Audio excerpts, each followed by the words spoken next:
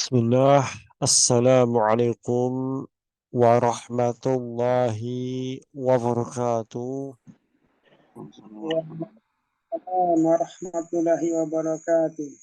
Alhamdulillahi ala ihsanih wa syukru lahu ala taufiqih wa amtinanih wa ashhadu an la ilaha illallah wahdahu la syarika lahu ta'zima li sya'nih wa ashhadu anna Muhammadan abduhu wa rasuluhu da'iyan ila ridwanih.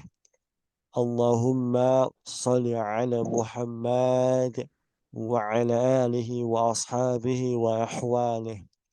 Alhamdulillah, malam ini kita kembali melanjutkan daurah tahsin menggunakan kitab Al-Itqan bersama Al-Ustaz Al-Fadil Umar Hisham Hafizahullah Ta'ala, yang mana beliau sudah hadir bersama-sama dengan kita. Maka kami persilahkan kepada Ustaz. Tafadhol Ustaz.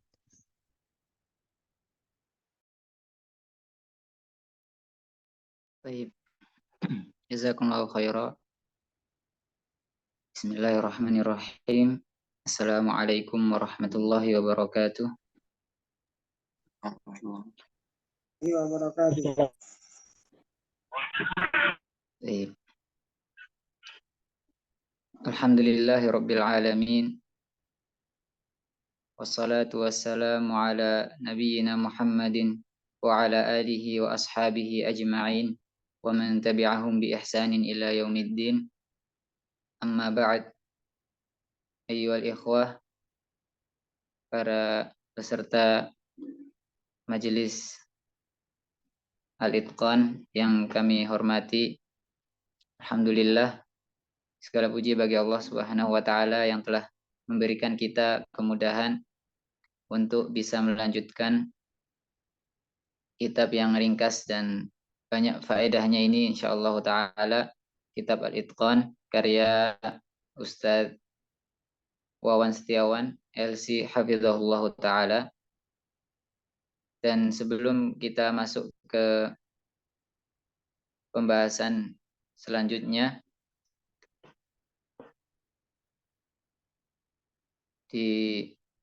untuk memulai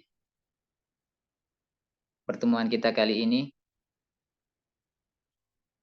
sebagai motivasi untuk diri kami pribadi dan juga para peserta sekalian yang telah menyisakan waktunya di akhir malam ini, di akhir kegiatannya, untuk menambah ilmu syar'i, terutama ilmu yang berkaitan dengan kitabullah azza wa jalla, yang tentu saja tidak asing bagi kita semua keutamaan-keutamaannya, yaitu kita bawakan saat ini beberapa bait syair yang disusun oleh Al-Imam Ibnul Jazari rahimahullahu ta'ala, yang tidak asing lagi bagi kita karena karyanya adalah sebagai dasar penulis Ustadz Wawan Setiawan hafizahullah ta'ala dalam menyusun kitab yang di hadapan kita bersama, yaitu karya beliau Muqaddimah Al-Jazariyah. Dan beliau juga memiliki manzumah-manzumah lain, bait-bait syair yang lain, di antaranya yang sangat fenomenal dalam bidang qiraat, yaitu manzumah Thayyibatun Nashr yang beliau susun merangkum qiraatul ashr al-kubra. Dan di mukaddimahnya beliau banyak membawakan faedah-faedah yang penting dan indah. Salah satunya adalah tentang keutamaan-keutamaan ahlul Quran, orang-orang yang menyibukkan dirinya dan juga mempelajari Al-Quran, mengkhidmahkan dirinya untuk Al-Quran. Beliau rahimahullahu ta'ala menyebutkan di muqaddimah bait keempat, beliau menyebutkan wa ba'du fal insanu laisa yashrufu illa bima yahfazuhu wa ya'rifu. Sesungguhnya manusia itu tidak bisa dikatakan mulia kecuali dengan apa yang dia hafal dan dia ketahui. Jika dia mengetahui suatu ilmu yang sangat bermanfaat bagi manusia, tentu saja akan mulia di hadapan mereka disebabkan ilmu tersebut, ilmu kedokteran misalnya, atau ilmu mekanik, atau ilmu arsitek, terlebih-lebih ilmu-ilmu syar'i. Maka jika seorang manusia diukur kemuliaannya dari apa yang dia ketahui, beliau melanjutkan, lidzaka kana hamilul qur'ani asyrafal ummati ulil ihsani. Karena itu maka para hamilul Quran, orang-orang yang menyibukkan diri untuk Al-Quran dalam rangka menghafalkannya, mempelajarinya, mengamalkannya, dan seterusnya, mereka disebut dengan hamilul Quran, para pengemban amanah atau pembawa Al-Quran ini. Mereka adalah orang-orang paling mulia di antara umat manusia ini. Dan mereka adalah orang-orang yang banyak melakukan kebajikan. Asyrafal ummati ulil ihsani. Sebagaimana juga dalam hadis yang telah kita baca di pertemuan yang lalu, khairukum man ta'allamal Qur'ana wa 'allama. Wa innahum fin nasi ahlullahi wa inna rabbana bihim yubahi. Dan mereka para hamilul Quran, ahlul Quran adalah ahlullah, keluarganya Allah Subhanahu wa taala di antara para manusia. Maka mereka adalah manusia pilihan yang mulia, dan Allah Subhanahu wa taala membanggakan mereka di antara yang hadir di sisi Allah Subhanahu wa taala.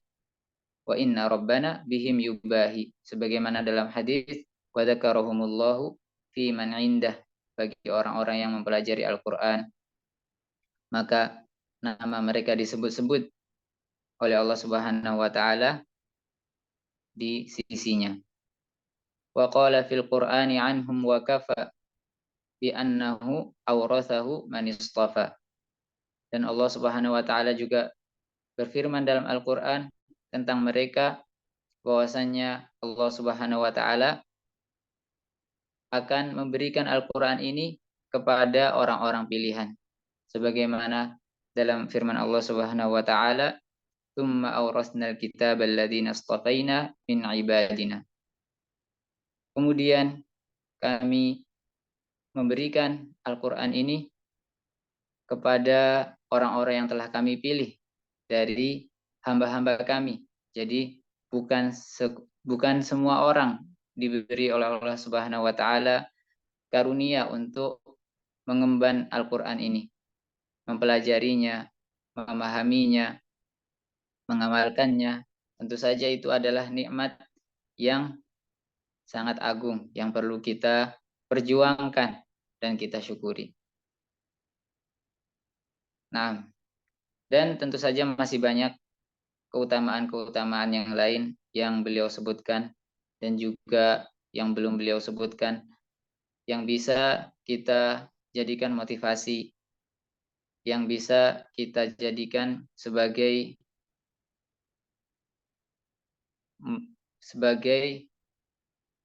pelipur capek mungkin bagi yang sudah penat hari ini menjalani aktivitasnya, kemudian masih menyempatkan dirinya untuk mengikuti kelas ini, maka berbahagialah karena ini adalah nikmat yang insyaallah ta'ala jika kita mengikhlaskan niat kita lillahi ta'ala akan kita dapatkan keutamaannya baik di dunia ini apalagi kemudian di akhirat kelak.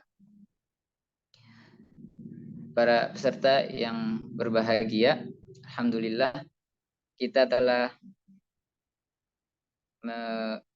mempelajari bersama dari awal kitab hingga di bab hamzah wasol yang itu berkaitan dengan alif lam qamariyah dan syamsiyah. Kemudian ketika memulai hamzah wasol, apakah itu dengan dhammah atau kasroh, dan juga dengan fathah ketika hamzah wasol itu yaitu pada alif lam al dan seterusnya yang bisa dimurajaah kembali. Dan insya Allah di pertemuan kali ini kita masuk ke pembahasan lam tebal dan lam tipis, menyempurnakan tahap ke-5 ya, sebelum masuk ke tahap ke-6 selanjutnya, atau tahap ke-4 afwan. Jadi mungkin di bab-bab ini akan kita baca lebih ringkas untuk menyingkat waktu, dan insya Allah ta'ala bagi yang belum jelas silahkan ditanyakan di akhir sesi, dan insya Allah akan kita jawab semampu kita biidznillah ta'ala. Baik, kita telah mempelajari bersama di bab sifatul huruf tentang sifat isti'la dan istifal, yang berarti ketika isti'la ada sifat tebal, yang itu suara menjadi tebal dan berat sehingga tidak begitu saja keluar terucap dari bibir, dari mulut, akan tetapi diangkat ke langit-langit atas dan menggema di langit-langit atas sebelum keluar. Contohnya adalah huruf-huruf tebal adalah dalam kalimat khussa, dhautin, qil. Ada 7 huruf. Nah, selain huruf-huruf tersebut, maka hukum asalnya adalah tipis, karena termasuk sifat istifal. Jadi tipis. Akan tetapi ada beberapa huruf yang memiliki dua keadaan. Keadaan tebal dan keadaan tipis. Dan itu ada yang kita bahas saat ini ada dua, yaitu huruf lam dan huruf ro. Huruf lam hanya ada di kalimat Allah, ismul jalalah atau lafzul jalalah Allah subhanahu wa ta'ala. Dan hukum asalnya tentu saja tipis. Akan tetapi ketika pada kalimat Allah dan sebelumnya ada fathah atau dhammah, maka lam ini dibaca tebal. Bagaimana dibaca tebal? Seperti kaidah asal, yaitu dengan mengangkat suara ke langit-langit mulut tanpa memonyongkan bibir. Dan mengangkatnya adalah dengan cara mengangkat pangkal lidah. Jadi pangkal lidah diangkat naik, sementara ujung lidah juga menempel karena tempat terucapnya lam tentu saja di ujung lidah, ujung tepi lidah, ya. Kemudian menempel ke langit-langit atas. Jadi otomatis ujung lidah sudah nempel ke atas. Maka ditambah lagi untuk menebalkannya dengan mengangkat pangkal lidah dan membuat lidah seperti cekungan yang mengakibatkan suara naik ke langit-langit atas. Allah, Allahus Samad, Allahus Samad. Ya. Contoh lain yang sebelumnya dhammah, narullahil muqadah. Jadi ini adalah satu-satunya kondisi di mana atau satu-satunya kalimat di mana lam dibaca tebal di riwayat Hafs yang kita baca di negeri ini. Tentu saja di riwayat lain ada lafaz-lafaz yang dibaca tebal lamnya, kan tetapi tidak masuk dalam pembahasan kita. Nah, perlu diketahui lam selain dua kondisi ini adalah tipis, maka jangan sampai ditebalkan. Contohnya alhamdu, alhamdu tipis, jangan sampai alhamdu, ya, jadi tebal. Atau misalnya yang sebelumnya setelahnya ada huruf isti'la, maka jangan sampai dibaca tebal. Contohnya waladdallin. Jadi la setelah wawu di situ tipis, jangan sampai wallah terbawa tebalnya bot. Jadi waladdallin.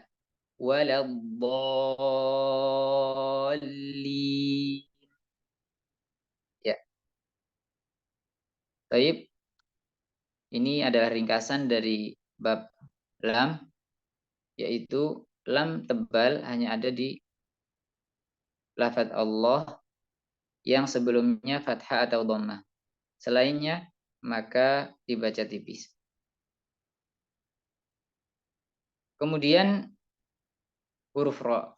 Jadi ada beberapa huruf yang bisa dibaca tebal dan tipis di keadaan-keadaan tertentu. Kita sudah membahas huruf lam. Kemudian yang kedua huruf ro. Huruf ro ini asal hukumnya adalah tebal. Jadi kebanyakan ro, keadaan kondisi ro adalah tebal. Kecuali beberapa kondisi yang dikecualikan dan dibaca tipis. Kenapa kok kita mulai dengan yang tipis dulu? Karena lebih mudah untuk menghafal yang sedikit daripada yang banyak, ya. Jadi ketika kita mengetahui bahwasanya kebanyakannya tebal, maka yang perlu kita hafalkan adalah kondisi-kondisi ketika huruf ro itu tipis. Sisanya tinggal kita tebalkan. Gitu ya. Contohnya tipis, wan nahari idza tajalla. Jadi ro kasroh atau ro sukun sebelumnya kasroh. Dan akan kita bahas lebih banyak ketika membaca tabelnya insyaallah taala. Adapun ro tebal yaitu ro yang selain kasroh, yaitu fathah dan dhammah. Ar-Rahmanir Rahim. Jadi selain ro kasroh atau ro sukun sebelumnya kasroh, maka dibaca tebal. Jadi lebih mudah menghafalkan yang tipis saja. Jadi intinya hukum asal ro adalah tebal. Tinggal kita hafalkan kondisi-kondisi di mana ro ini dibaca tipis. Cara menebalkan dan menipiskannya sama dengan lam tadi, yaitu dengan mengangkat pangkal lidah ke langit-langit atas, kemudian menaikkan suara ke langit-langit atas. Ar-Rahman, narullahil muqadah, irji' ilaihim, tarhaquha qatarah. Ya. Baik, ini ringkasan dari keadaan-keadaan huruf ro. Maka hendaknya kita hafalkan agar kita bisa membedakan ketika membaca Al-Quran mana yang harus kita baca tebal atau mana yang kita baca tipis. Ro tipis ada dua keadaan. Dua keadaan ini yang paling inti ya. Yang artinya ada keadaan-keadaan lain yang diikutkan masuk dalam dua keadaan ini. Yang pertama adalah ro' kasroh. Jadi semua yang berkaitan dengan kasroh akan menyebabkan ro' dibaca tipis.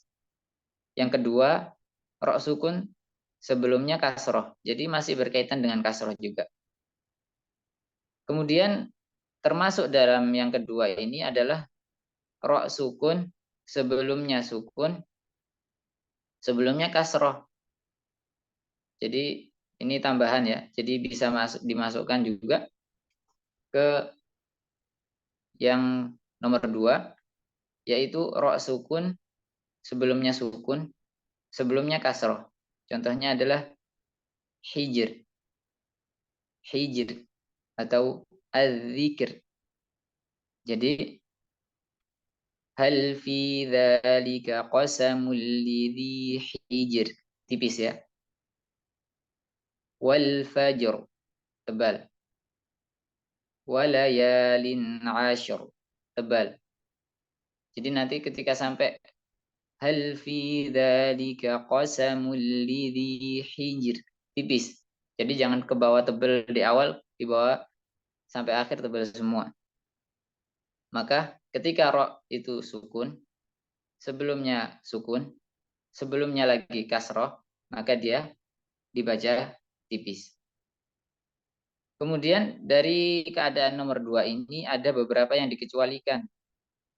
Jika dia dikecualikan dari keadaan tipis, maka dia dibaca tebal. Jadi kembali ke hukum asalnya. Jadi hukum asal ro sekali lagi dibaca tebal, kecuali beberapa keadaan.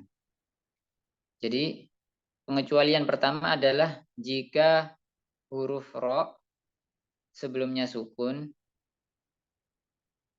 huruf ro sukun sebelumnya kasroh. Jadi sesuai dengan kondisi nomor 2 ya. Akan tetapi setelahnya ada huruf isti'la. Contohnya mirsad. Inna rabbaka labil mirsad. Ya. Inna jahannama kanat mirsada. Jadi tebal di sini. Dikarenakan setelahnya ada huruf shad yang itu termasuk huruf isti'la. Kemudian jika kasrohnya tidak asli. Contohnya irji'i, itu di akhir surat Al-Fajr. Irji'i ila rabbik. Ya. Karena kasroh di sini didatangkan untuk mengharokati hamzah wasolnya. Hamzah wasol ini aslinya tidak punya harokat. Karena ketika disambung dengan kalimat sebelumnya, dia tidak ada harokatnya. Bahkan tidak dibaca. Akan tetapi ketika di sini untuk di permulaan bacaan, maka dia harus dikasih harokat. Dan dia dikasih harokat kasroh. Sebagaimana yang telah kita bahas di pembahasan hamzah wasol. Jika huruf ketiganya kasroh, yaitu huruf jim, jika sebelumnya kasroh, jika sebelumnya kasrohnya tidak asli, maka tidak dibaca tipis, akan tetapi dibaca tebal. Irji'i, ya. Jadi ini ada permintaan untuk diulang bagaimana cara membaca huruf ro yang tipis ya. Huruf ro yang tipis yaitu dengan membacanya tanpa diberatkan suaranya. Jadi ri tentu saja dengan menurunkan rahang bawah, karena ini adalah prosedur mengucapkan kasroh. kemudian suaranya tidak mengangkat ke langit-langit atas. Dan ini rawan rawan jadi tebal ketika roknya tasdid. Roknya tasdid. Ya. Contohnya adalah syarri. Syarri. Jadi jangan sampai kita tebalkan. Syarri. Syarri. Tebal. Yaitu dengan mengangkat pangkal lidah. Maka akan menjadi tebal. Syarri. Pangkal lidah diturunkan. Syarri. Syarri. Tipis. Ya. Syarri. Tipis. Jangan sampai syarri. Min syarril waswasil khannas. Ini kurang tepat. Yang tepat adalah dengan menipiskannya. Kemudian ada kondisi ro boleh tipis atau tebal. Ya.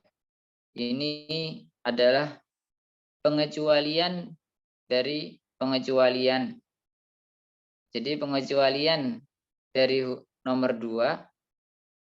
Yang pertama adalah huruf, setelahnya ada huruf isti'la. Nah, pengecualian dari kondisi ini yaitu ketika huruf isti'lanya berharokat kasroh. Jadi huruf isti'la ini kuat. Dia bisa membawa ro yang harusnya lemah dibaca tipis menjadi tebal. Akan tetapi jika huruf isti'lanya ini sendiri kasroh, akhirnya dia tidak sekuat ketika fathah atau dhammah. Maka dia tidak bisa membawa ro yang tipis ini menjadi tebal. Ya. Jadi ketika kita membaca firqi, maka kita dibolehkan untuk menipiskan atau menebalkannya. Jadi para ulama tajwid berselisih pendapat dan apakah ini dibaca tebal atau tipis, dan kedua-duanya boleh dibaca, yaitu boleh tebal atau tipis. Firqi atau firqi. Firqi atau firqi. Tentu saja dalam kondisi wasol, yaitu kita sambung huruf kalimat ini dengan kalimat setelahnya, yaitu di surat Asy-Syu'ara, "Fanfalaqa fakana kullu firqin kattaudil azim." Jadi ketika kita sambung kullu firqin kattaudil azim, maka kita boleh membaca ro-nya dengan tebal atau tipis. Akan tetapi jika kita berhenti di kalimat ini, tentu saja kita akan mensukun qafnya. Nah, dalam kondisi qafnya sukun, maka hanya ada satu bacaan, yaitu tebal. Ya. Fanfalaqa fakana kullu firq. Jadi tebal. Namun jika kita sambung, maka boleh dua bacaan. Baik, ini tadi adalah kondisi-kondisi di mana ro tipis atau boleh tipis atau boleh tebal. Ada satu ro khusus yang dia hanya satu kondisi dalam Al-Quran, yang itu juga masuk dalam ro tipis, yaitu ro yang dibaca imalah atau antara fathah dan kasroh, yaitu pada kalimat majreha. Jadi majreha ini dia bukan kasroh, bukan fathah, kan, tetapi dia imalah antara fathah dan kasroh. Maka hukumnya adalah dibaca tipis. Majreha. Baik, itu tadi tambahan dari ro tipis. Dan ada satu kondisi lagi yang ditambahkan, yaitu pengecualian dari ro tebal yang akan kita baca bersama di halaman ini. Nah, huruf ro tebal karena dia adalah kondisi asal, maka dia yang paling banyak. Yang paling banyak. Ada 8 kondisi. Nah, intinya adalah ro tebal adalah ketika berkaitan dengan fathah atau dhammah. Contohnya adalah ro fathah, surah, ro dhammah, nasru, nasru. Kemudian ro sukun sebelumnya fathah. Dan termasuk di dalamnya adalah ro sukun sebelumnya fathah. Yang itu ada di nomor 5 ya. Jadi ketika tengah-tengahnya itu sukun, maka dia yang dilihat adalah huruf sebelumnya lagi. Jadi ada ro sukun, sebelumnya sukun, maka dilihat lagi huruf sebelumnya lagi. Jika dia fathah, maka tebal. Dhammah, maka tebal juga. Khusr. Nah, jika kasroh telah kita bahas tadi, hijr, tipis. Baik. Kemudian ada pengecualian, yaitu pengecualian dari nomor 5 jika huruf yang sukun yang di tengah-tengah antara ro sukun dan fathah ini adalah huruf ya, maka dia dibaca tipis. As-sayr, khair, dan seterusnya. Jadi ketika ada ro sebelumnya ya sukun, otomatis dibaca tipis. Karena ada 2 keadaan saja. Yang pertama, jika sebelumnya ya sukun ada kasroh, jelas dibaca tipis. Khobir, tipis ya. Kemudian jika sebelumnya ya sukun adalah fathah, maka tetap dibaca tipis juga. As-sayr, dan seterusnya. Kemudian ini yang nomor 7 dan nomor 8, ini sudah kita bahas tadi di pengecualian dari kondisi kedua huruf ro yang tipis, yaitu kasrohnya tidak asli, yaitu hamzah wasol, dan jika setelah ro sukun ada huruf isti'la. Irji'i, mirsada, irtos, dan seterusnya. Ini adalah huruf ro yang tebal, dan ini adalah kondisi yang asal, yang paling banyak. Nah, itu tadi pembahasan lam dan ro. Sebelum kita masuk ke tahap keempat, mungkin ada yang ditanyakan.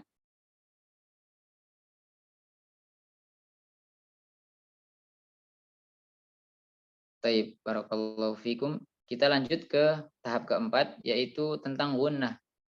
Gunnah telah kita bahas bersama di makhorijul huruf dan juga sifatul huruf, adalah suatu suara yang terucap dari pangkal hidung, yang pasti ada ketika mengucapkan huruf nun atau huruf mim, dan tidak boleh ada ketika pengucapan huruf lainnya, baik itu huruf alif atau huruf ain dan seterusnya, maka jangan sampai ada suara yang keluar dari hidung. Jadi gunnah ini adalah kekhususan huruf mim dan huruf nun. Sebelumnya ada Ustadz Yahya, tafadhol.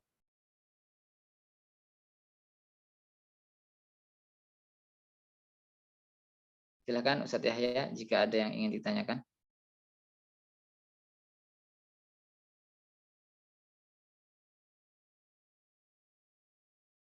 Baik, sambil menunggu beliau mengetik. Jadi mim dan nun itu pada asalnya sudah ada gunnahnya. Tinggal gunnahnya ini ditambah apa enggak gitu ya. Ada kondisi-kondisi di mana gunnahnya perlu ditambah. Salah satunya adalah ketika mim dan nun bertasydid. Hammalatal hatab. Jadi perlu ditambah gunnahnya. Kemudian idgham mimi. Idgham mimi ini adalah ketika mim sukun bertemu dengan mim. Jadi mimnya diidghamkan atau dimasukkan melebur ke mim setelahnya. Dan ini perlu dipanjangkan gunnahnya dari sekedar tempo asalnya. Lahum maghfirah. Jadi setiap mim tasydid langsung aja dibaca panjang. Nah, kita selingi dengan pertanyaan Ustadz Yahya. Apakah ketika mengucapkan ro sukun perlu membulatkan mulut? Baik, barakallahu fikum. Membulatkan mulut atau bibir itu hanya ada pada dua kondisi, yaitu wawu atau dhammah. Maka ketika ro sukun tidak perlu membulatkan bibir. Wal fajr misalnya. Gigi kuning ngomongin masing-masing. Ada ulet. Baik.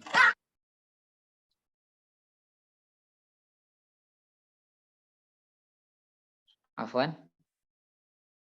Bisa diulangi? Baik. Jadi ro sukun tidak perlu membulatkan bibir. Jadi jika sebelumnya dhammah, misalnya tadi la fi khusr. Jadi kita membulatkan bibir ketika kho-nya saja. Sin sudah ditarik. Dan ro tentu saja tidak perlu dimonyongkan lagi. Kemudian dari Ustadz Budi, afwan Ustadz, hijr dalam ayat kelima surat Al-Fajr tipis. Apakah tipis? Nah, tentu saja dibaca tipis. Sebagaimana yang telah kita contohkan tadi, hijr tipis. Dan ini termasuk di kategori nomor 2 karena tengah-tengahnya sukun ya.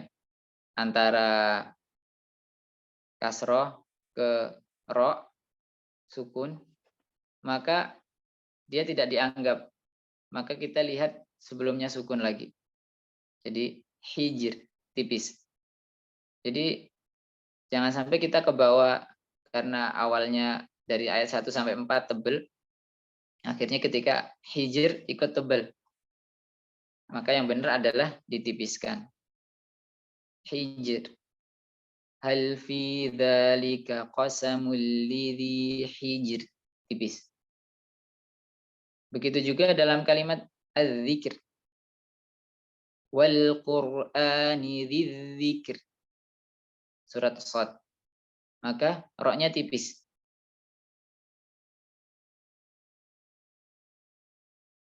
Gitu ya. Semoga bisa difahami. Jadi ro sukun yang dibaca tebal,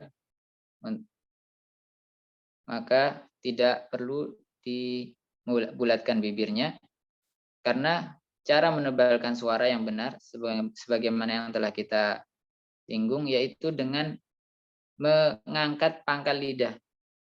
Wal fajr. Kita angkat pangkal lidah. Akan terasa bahwasanya itu merubah suara kita yang jadi tipis, awalnya tipis menjadi tebal. Jadi, Ustadz Muhammad Nur Hafid, apakah huruf lam tebal berbunyi seperti huruf O? Huruf O ya. Ya, untuk pendekatan seperti huruf O. Akan tetapi dengan memperhatikan jangan sampai dimonyongkan bibirnya. Allah, Allah, Allah, ya. Allahus Samad. Nah, Sebagaimana yang telah kita bahas di tahap pertama dalam pengucapan fathah. Pengucapan fathah ketika tebal, maka dia mirip ke huruf O. Bukan O ya, tapi O. Seperti dalam bahasa kita pada kata orang ya. O. Bukan O. Ya. Bukan soto ya. Bukan O-nya soto, tapi O-nya orang. Baik.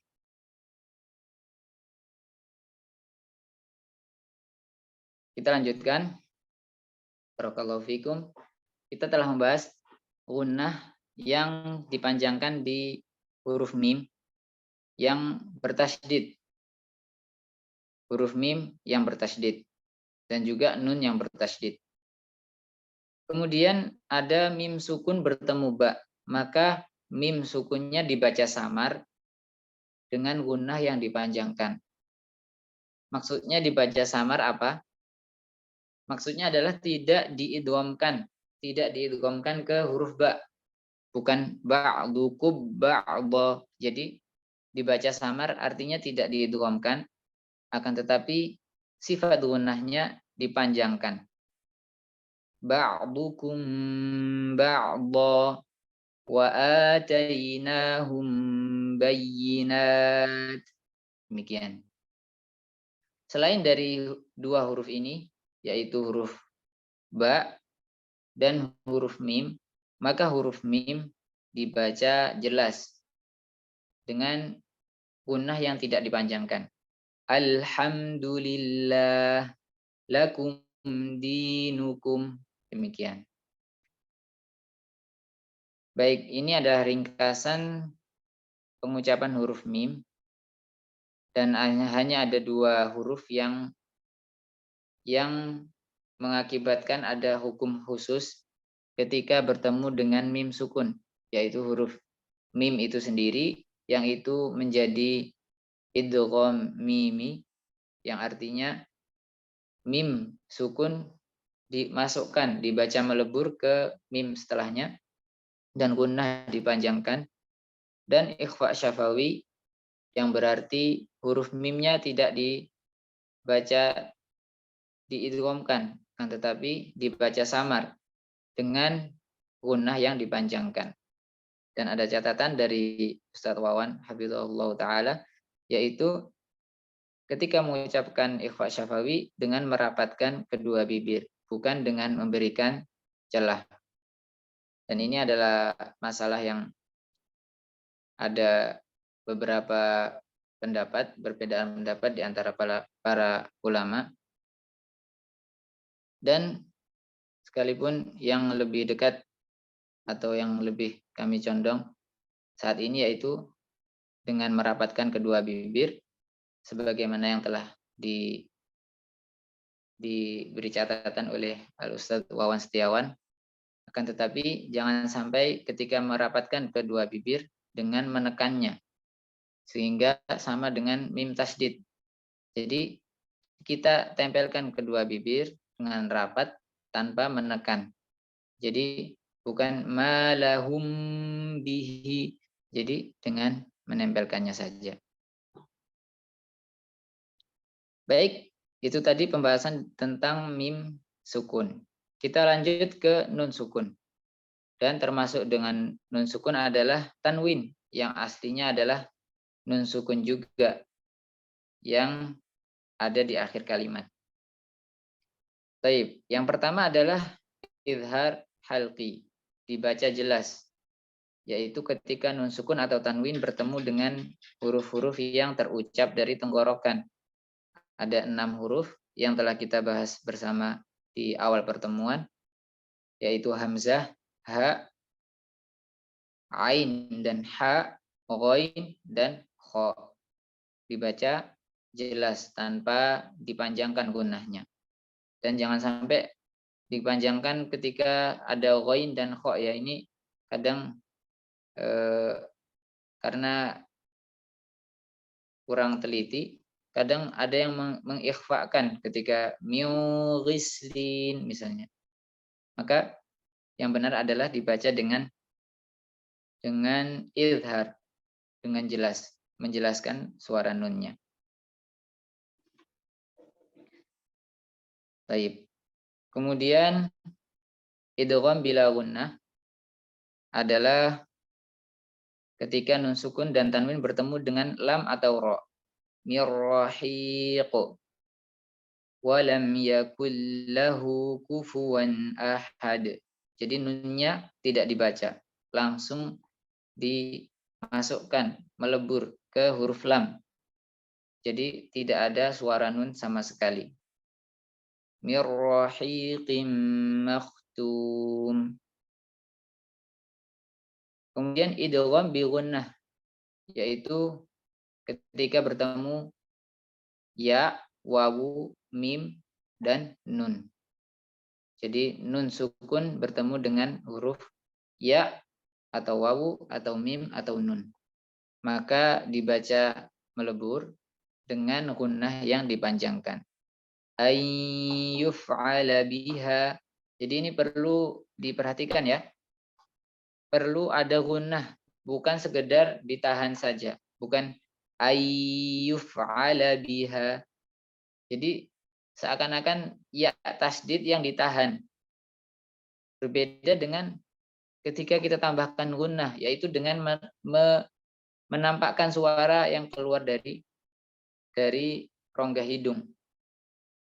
Ayyuf'al. Jadi usahakan ada angin yang keluar dari rongga hidung. Ayyuf'al, bukan sekedar ayyuf'al. Demikian juga ketika wawu. Malau wa'addadah. Bukan malau wa'addadah. Tanpa ada dengung atau gunnah. Jadi bukan sekedar ditahan, tapi ditambahkan gunnah, yaitu suara yang keluar dari pangkal hidung. Taib, itu tadi idgham bi gunnah. Kemudian iqlab. Jadi ketika nun sukun atau tanwin bertemu dengan ba, maka dibaca mim. Jadi diganti huruf mim. La yumbadanna fil hutamah wa amma man bakhila wastaghna. Ya, diganti huruf nunnya menjadi huruf mim. Mim sukun dan tentu saja dengan gunnah yang dipanjangkan. Kemudian pembahasan terakhir dari nun sukun adalah ikhfa hakiki. Dari huruf-huruf yang telah disebutkan, yaitu huruf halqi yang 6, kemudian huruf ba, kemudian huruf ya, wawu, nun, dan mim. Sisanya dari huruf-huruf hijaiyah, maka dia masuk ke huruf-huruf ikhfa. Ada 15 huruf, yaitu huruf-huruf sisa yang tersisa dari huruf-huruf yang telah disebutkan. Ikhfa ini gimana bacanya?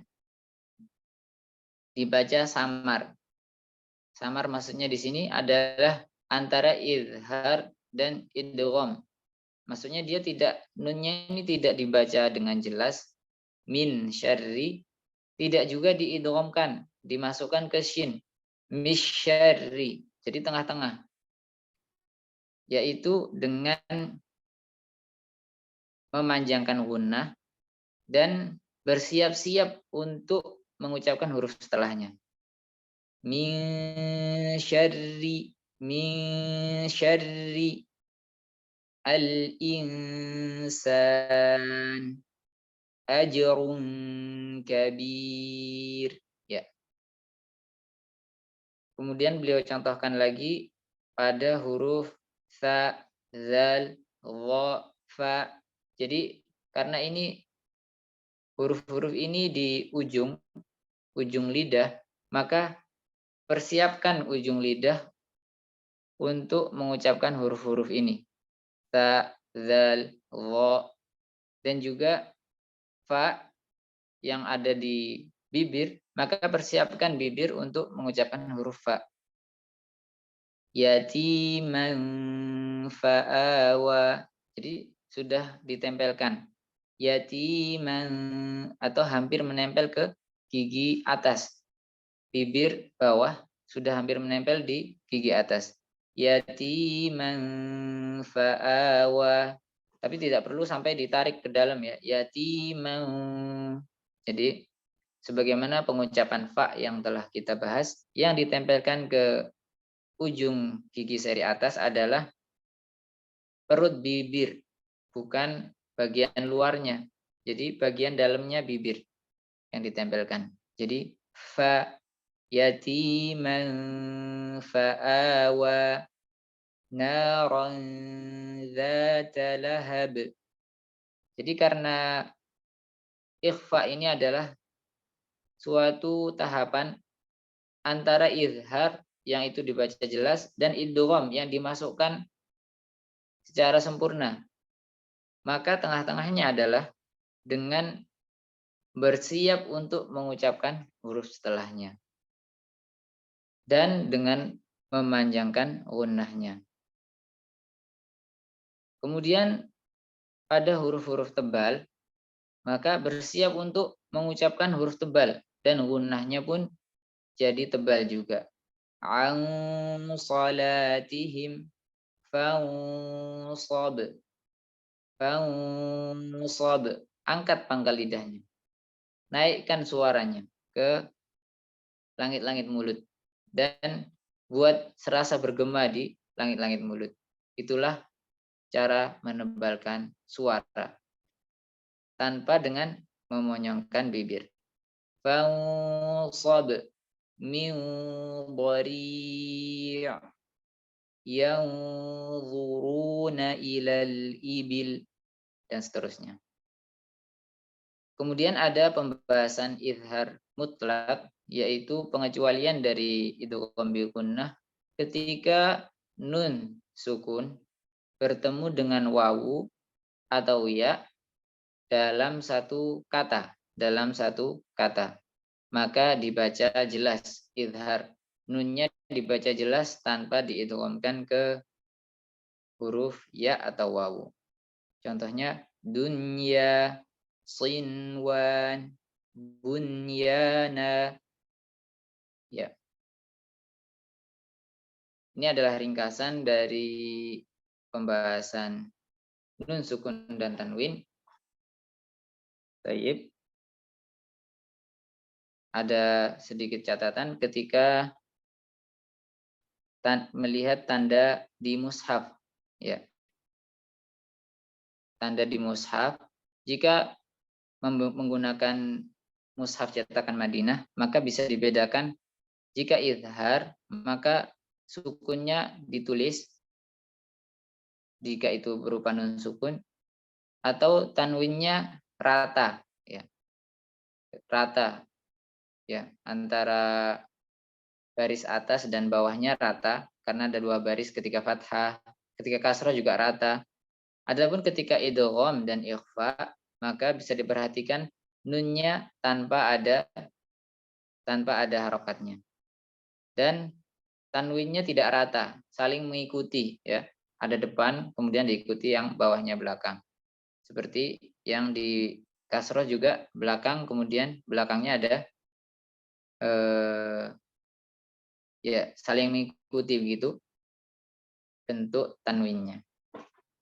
Adapun ketika iqlab, maka bisa dibedakan dengan ada mim kecil di atasnya nun atau tanwinnya. Baik. Kemudian masih berkaitan dengan nun sukun dan tanwin, yaitu nun iwad. Nun iwad ini tidak tertulis di Al-Quran, terutama di mushaf cetakan Madinah, ya, yang beliau jadikan standar ketika menulis buku ini, yaitu ketika nun sukun atau tanwin di sini, ya, tanwin bertemu dengan hamzah wasal, maka dia dibaca dengan tambahan nun kasroh, yang artinya adalah tanwin itu diharokati dengan kasroh. Karena asli dari tanwin adalah nun sukun. Nah, ketika sukun bertemu sukun maka tidak bisa dibaca. Agar bisa dibaca salah satunya harus diberi harokat. Maka diberi harokat kasroh di tanwinnya. Contohnya adalah lahwanin faddu. Ya. Yauma idzinil mustaqar. Ya, yauma idzinil masaq. Jadi dibaca dengan tanda dengan nun kasroh. Baik. Kemudian idgham mutamatsilain. Kita telah membahas tadi di nun dan mim beberapa idgham ya, ada idgham mimi, ada idgham bi gunnah, ada idgham bila gunnah. Kemudian di sini ada idgham mutamatsilain, yaitu bertemunya dua huruf yang sama makhraj dan sifatnya. Artinya adalah dua huruf yang sama persis. Mim ketemu mim, nun ketemu nun, ba ketemu ba. Kemudian maka dan yang pertama huruf pertama pastinya adalah sukun, huruf pertama sukun, yang kedua berharokat. Jika terjadi hal yang demikian, yaitu dua huruf yang sama, huruf pertama sukun, huruf kedua berharokat, maka dia dimasukkan ke huruf kedua. Huruf pertama dimasukkan ke huruf kedua. Dan itu dinamakan idgham mutamatsilain.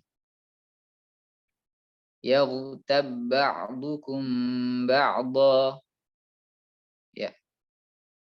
Zalat tilka da'wahum. Wadhkur rabbaka idza nasid. Idgham mutamatsilain pada mim dan nun.